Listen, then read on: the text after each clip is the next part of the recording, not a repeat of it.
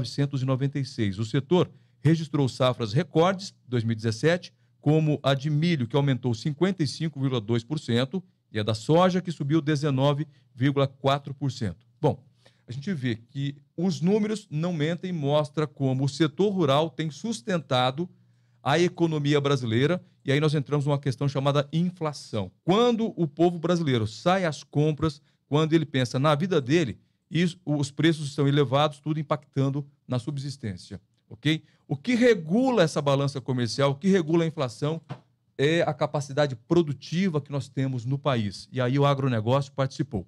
O que nós não podemos jamais permitir no Brasil são interferências na produtividade. Aí nós temos várias questões para poder debater sobre direito agrário e questões fundiárias, além de carga tributária, questões ambientais, questões trabalhistas, criminalização do produtor rural como um vilão no desmatamento, nas questões fundiárias, e por isso nós convocamos a doutora Luana Ruiz para falar sobre essa questão, já que, 2 pontos, ela é especialista, direito agrário e questões fundiárias. E a gente precisa, nesse momento, pedir para as autoridades atenção para essa questão. Para finalizar aqui e deixar a doutora falar.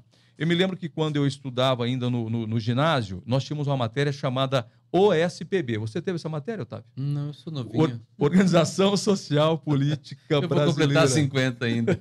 Brasileira. E eu tinha um professor que dizia o seguinte, professor William, ele dizia o seguinte, que o Brasil seria um grande país quando desse atenção, subsídios para o setor primário, o qual o Brasil tem uma aptidão natural. Pero Vaz de Caminha, quando chegou ao Brasil, mandou uma carta ao rei de Portugal dizendo o quê? Aqui tudo... Plantando tudo. Ajuda aí, Lucas. Aqui plantando se semeia. E tudo que se planta, dá, nasce, cresce, né, desenvolve. Doutora Luana, questões tributárias, questões ambientais, conflitos fundiários, quilombolas e índios têm sido entraves para a produção brasileira? Tem, com certeza.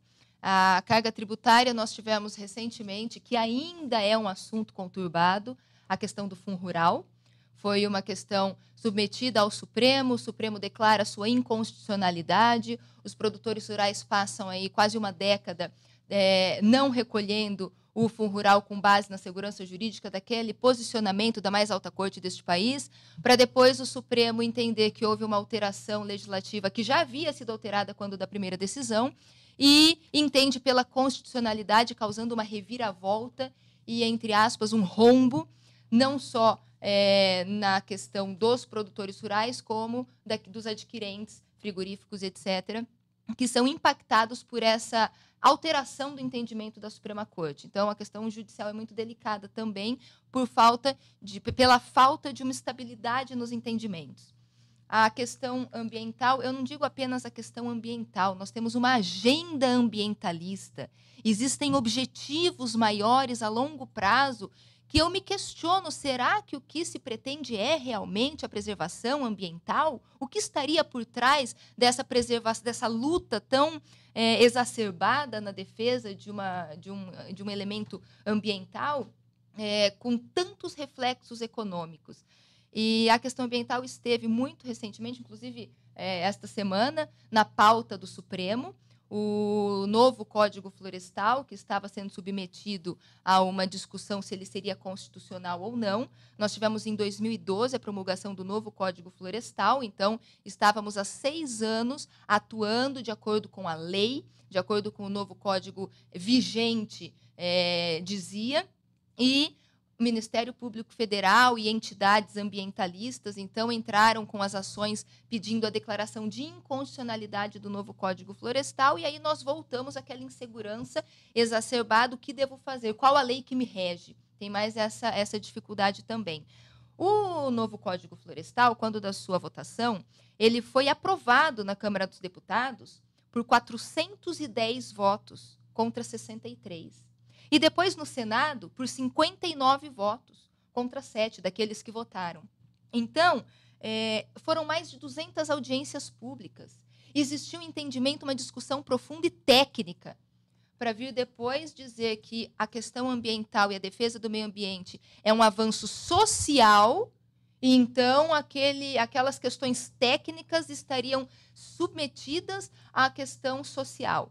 Mas veio então a votação e eu entendo que foi uma vitória porque pontos importantes foram considerados constitucionais pelo Supremo. Eu quero destacar apenas 3, porque são muitos, praticamente todos os artigos do novo Código estavam sob discussão. Um dos pontos importantes é a questão do leito do rio. No entorno do leito do rio, eu preciso preservar a vegetação, o que se chama de Área de Preservação Permanente, APP. Essa APP ela tem uma determinada metragem, de acordo com a largura do rio. E essa metragem se inicia no leito do rio.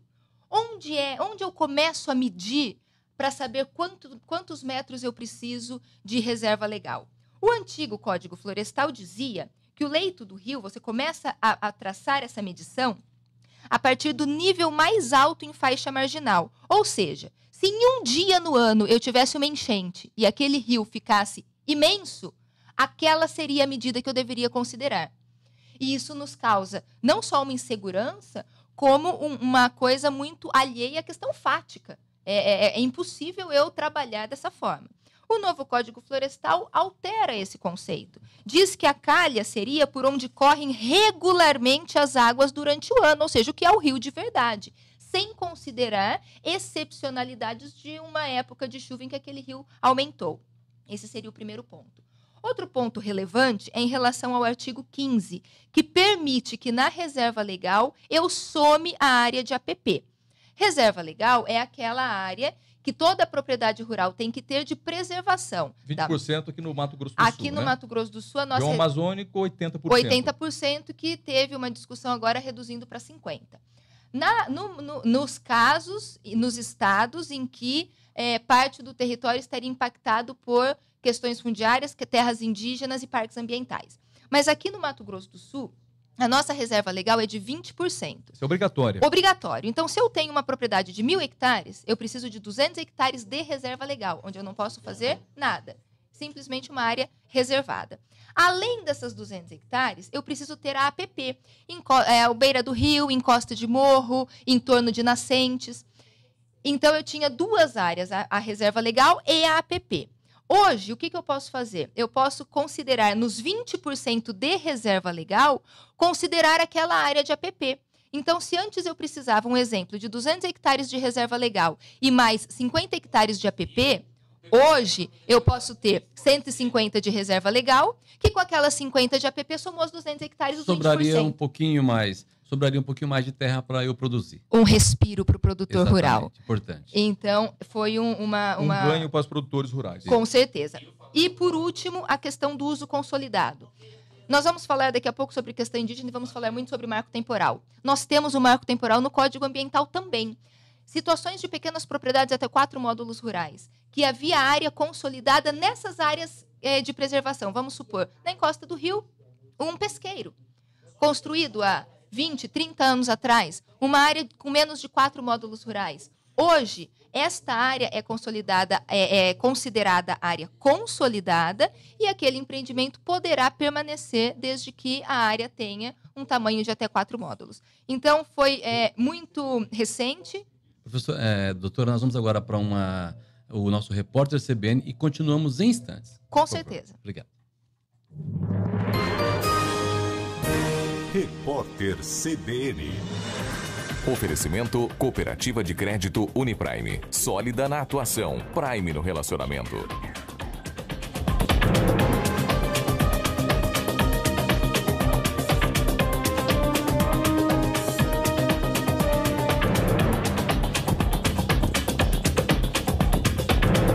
Sexta-feira, 2 de março de 2018.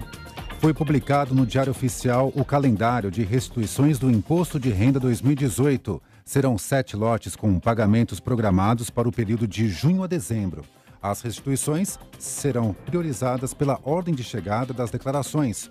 Ontem, primeiro dia do prazo de entrega do documento, aproximadamente 250 mil contribuintes já prestaram conta. O ex-presidente Fernando Henrique Cardoso afirmou à CBN que a intervenção federal na segurança do Rio de Janeiro só será bem-sucedida se a operação promover mudanças profundas, incluindo o combate à corrupção na polícia.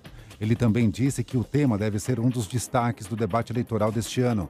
Fernando Henrique ainda afirmou que Geraldo Alckmin tem muita chance de vencer o pleito.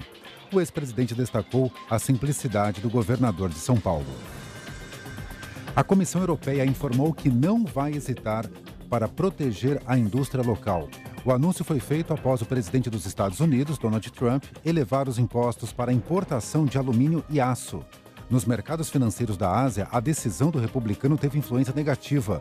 O índice Nikkei da Bolsa de Tóquio fechou o pregão em forte queda de 2,50%. Em Xangai, a bolsa encerrou a sessão em baixa de 0,59%.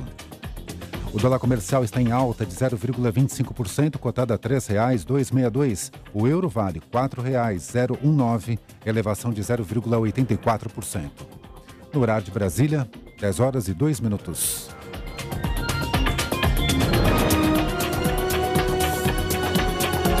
Repórter CBN. As principais notícias do dia a cada meia hora.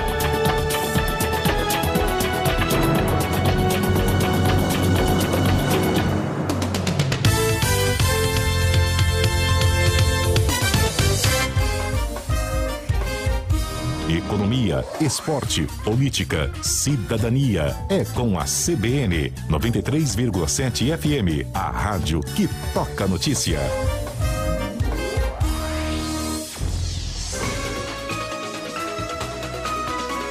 CBN Campo Grande.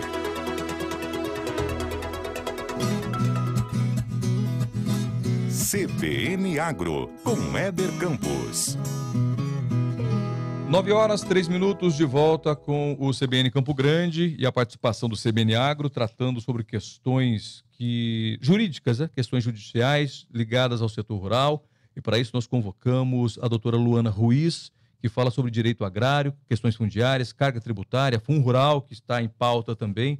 A gente teve agora aí uma notícia boa para o produtor rural em termos do prazo, né, que foi prorrogado para o dia 30 de abril. O prazo era agora 28 de fevereiro. O prazo para a adesão ao fundo rural passou agora para o dia 30 de abril. Bom, e a gente tem outras informações muito importantes sobre o setor, agora falando sobre essas questões agrárias, questões fundiárias, com a doutora Luana. Ela falava sobre a questão da reserva legal. E a gente recebeu uma pergunta aqui, né, Lucas Mamede, de um ouvinte que está nos acompanhando pelo Facebook. Recebemos, Éder, a Mônica Alves Correia perguntou sobre a preservação ambiental, se ela respeita o leito do rio nas áreas urbanas também, ou se a lei ambiental se aplica apenas à área rural.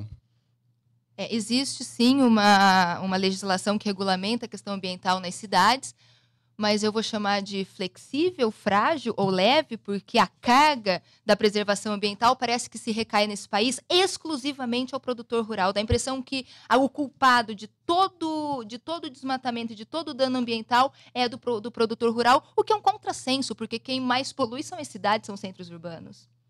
Bom, você falava sobre a consolidação das propriedades, das pequenas propriedades de até 4 módulos quando nós fomos para o Repórter CBN, que é o artigo 61 do Código Florestal Brasileiro. Isso, e esse artigo 61 é que estabelece o marco temporal do Código Ambiental, 22 de agosto de 2008, então o que havia já consolidado poderá permanecer. Esse seria o marco temporal. Sem a necessidade de recuperação dessa área? Sem a necessidade de recuperação dessa área, desde que preenchidos esses requisitos. Pequeno produtor, baixo impacto. O exemplo que nós podemos ter aqui de pequenos pesqueiros. Existe ali, por exemplo, na região de Aquidauana, pesqueiros de 3, 4 hectares, que tem uma casa construída próxima ao rio já há 20, 30 anos. Esses não seriam, então, obrigados a demolirem. Existe, inclusive, especificamente nessa região, pequenas propriedades de 2, 3 hectares que estão 100% inseridas em área de APP. Então, se o produtor tiver que desmontar o seu rancho e de lá se retirar porque não pode usar APP, a propriedade simplesmente se acabaria nesse caso específico. Bom, isso até 4 módulos rurais. Acima disso, tem que fazer a recomposição. Tem que fazer a recomposição. Nós temos a questão do marco temporal também, né? Do tempo desse empreendimento. E depois, o que seria a reserva legal, o que seria a APP, de acordo, na APP especificamente, de acordo com o tamanho do leito do rio. Tá. Essa questão de módulo rural varia de estado para estado, né? Varia de município. De município para município. para município. Dentro do estado do Mato Grosso do Sul, existe uma planilha, uma tabela, que vai dizer, dependendo do município, quantos hectares seria um módulo rural. Tá certo. Bom, a Embrapa Territorial, a Embrapa tem, né, informações dentro do site dela sobre essa questão de módulos rurais. É fácil o produtor rural fazer a consulta. Eu estou consultando nesse momento aqui pelo meu telefone, Campo Grande, por exemplo, o módulo rural em Campo Grande. Deixa eu ver aqui a resposta que nos dá a Embrapa. Bom, são vários estados, né? São vários municípios que tem aqui nesse indicativo, né? Bom, aqui, ó, a dimensão em Campo Grande de um módulo rural é de 15 hectares. Né? E essa tabela ela está disponível no embrapa.com.br/código-florestal/área-de-reserva legal. Está aí para quem quiser fazer a consulta. Continuando a nossa entrevista, vamos falar de questões mais pontuais na questão agrária e fundiária. Questão quilombola, questão indígena, como que isso tem se tratado, uma vez que a mídia, nos últimos anos, não tem abordado muito o tema? Bom, a questão quilombola esteve na pauta do Supremo muito recentemente, no dia 8 de fevereiro, em que o Supremo aprova o decreto que regulamenta o processo demarcatório. Falou-se também de marco temporal, da questão se havia necessidade ou não dos reivindicantes da demarcação quilombola estarem na área em 88, que se assemelha muito ao marco temporal na questão indígena, e o Supremo julgou constitucional o decreto. Só lembrando que essa decisão, ela não entendeu que uma determinada área era ou não quilombola e não desconstituiu uma propriedade privada. A decisão foi especificamente para declarar a constitucionalidade do decreto que regulamenta o processo demarcatório. A partir desse decreto, agora definitivamente considerado constitucional, caberá então ao INCRA, né, no caso de quilombolas, proceder aí à demarcação administrativa. Por outro lado, a questão indígena, em muitos pontos se assemelha com questão quilombola, especificamente na questão do marco temporal. A questão indígena, ela é no Mato Grosso do Sul, Paraná, Rio Grande do Sul, muito em Minas Gerais. Temos, inclusive, em São Paulo e no Rio de Janeiro também. Praticamente todos os estados brasileiros enfrentam o problema da questão indígena. E por que o problema? A questão indígena não é um problema. Porque os indígenas são cidadãos brasileiros, têm seus direitos, merecem o respeito a esses direitos e merecem dignidade. O que nós não podemos admitir é que, sob o argumento de estarem lutando por seus direitos, eles firam direitos alheios, como nós vivemos no Mato Grosso do Sul, as invasões de propriedades privadas. Eu costumo dizer, tudo aos índios, tudo, mas não mediante violência e invasão de propriedade privada. Devemos seguir o Estado democrático de direito e o devido processo legal. Por exemplo, Éder, se você me deve alguma coisa, eu posso entrar na sua casa no meio da noite e roubar sua televisão porque você me deve? Em hipótese alguma, eu devo buscar o Poder Judiciário, entro com uma ação de execução, uma ação de cobrança, porque nós não podemos voltar ao caos, a lei da selva. Então, o meu trabalho e dos produtores rurais, a nossa indignação não é contra os indígenas. Deixa eu ver se eu entendi, então. O posicionamento dos produtores sobre essas questões sociais de demarcação de terras para indígenas e quilombolas, há uma aceitação por parte dos produtores para assentar essas pessoas de modo que elas tenham dignidade, é isso? Os produtores rurais reconhecem que os indígenas têm os seus direitos. O que os produtores rurais não reconhecem é que tudo aquilo que os índios querem sejam deles. Porque o que é terra indígena? É aquela nas quais os índios estão em 88 e das quais nunca saíram. Só que as políticas indigenistas vêm agora e incutem isso no consciente coletivo do indígena, de que ele teria direito de retornar aonde ele estava em 1500, ou seja, o Brasil como um todo. E o que faremos nós? Seremos lançados ao mar? Essa é a questão. O que é terra indígena? Então deve haver muita consciência e razoabilidade no entendimento da FUNAI, do Ministério Público Federal, das entidades que atuam em direito dos indígenas, para que eles tenham sim dignidade e para que eles tenham direito e não privilégios. Doutora Luana, nós tivemos, muito recente aqui no estado, no Mato Grosso do Sul, e bem como no Brasil, algumas questões de invasão por parte, designado por parte dos produtores como invasão, e por conta dos índios chamado de retomada das áreas da qual eles julgam pertencentes, né? 2013, vamos pegar um caso mais antigo. Em Antônio João, em 1998, portanto há 20 anos, tivemos ali uma propriedade invadida que até hoje parece que não teve uma solução. Recente, 2013, é a questão Buriti aqui em Sidrolândia, onde fazendas do Ricardo Baixa e do Vantivani e de outros produtores também foram retomadas, eu vou usar o termo indígena, mas aí tem a questão legal, a questão jurídica, como que isso tem sido tratado juridicamente. Há alguma definição? Sim. há definição de conceitos, a Constituição é clara, é garantido aos índios o direito originário sobre as terras que tradicionalmente ocupam, são terras tradicionalmente ocupadas, aquelas habitadas em caráter permanente. Reconhece-se aos índios as áreas nas quais eles estavam em 1988 e não o retorno para toda e qualquer área que eles um dia, seus antepassados, supostamente habitaram. Então, esse seria o conceito que já está na Constituição. Não precisamos de PEC, não precisamos de novas leis, não precisamos de lei ordinária, não precisamos de reforma legislativa. Depois vem com a PET 3388, caso Raposa Serra do Sol, o Supremo ele define, determina o marco temporal de 88.